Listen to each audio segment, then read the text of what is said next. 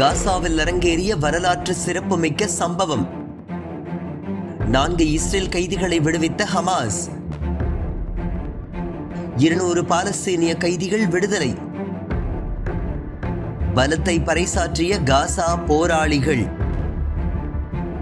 காசா சிட்டியில் உள்ள பாலஸ்தீனிய சதுக்கத்தில் ஆயிரக்கணக்கான காசா மக்களின் முன்னிலையில் ஆயுதம் தாங்கிய ஹமாஸ் இஸ்லாமிக் ஜிஹாத் போராளிகள் 4 இஸ்ரேலிய கைதிகளை விடுதலை செய்தனர். அவர்கள் அனைவரும் சர்வதேச செஞ்சிலுவை சங்கத்திடம் ஒப்படைக்கப்பட்டனர். இந்த நிகழ்ச்சியை காண்பதற்காக ஆயிரக்கணக்கான பாலஸ்தீனியர்கள் அங்கு குவிந்தனர். இந்த காட்சிகள் சர்வதேச ஊடகங்களில் நேரலை செய்யப்பட்டது. மீண்டும் ஒருமுறை காசா போராளி குழுக்கள் தங்களது பலத்தை உலகத்திற்கு பறைசாற்றியுள்ளனர். இஸ்ரேல் தரப்பில் 200 பாலஸ்தீனிய கைதிகளை விடுதலை செய்கின்றனர். அவர்களில் 121 பேர் ஆயுள் தண்டனை விதிக்கப்பட்டவர்கள் ஆவர். 79 பேர் பல்லாண்டு காலம் இஸ்ரேலிய கொட்டடிகளில் உள்ளவர்கள். இதில் 15 வயது சிறுவனும் அடங்குவான். இந்த சம்பவங்கள் குறித்து தோஹா பல்கலைக்கழகத்தின் பேராசிரியர் முகமது சலோம் அல் ஜசீராவிடம் கூறுகையில், நாங்கள் இன்னும் இங்குதான் இருக்கின்றோம் என்பதை ஹமாஸ் உறுதிப்படுத்தியுள்ளது.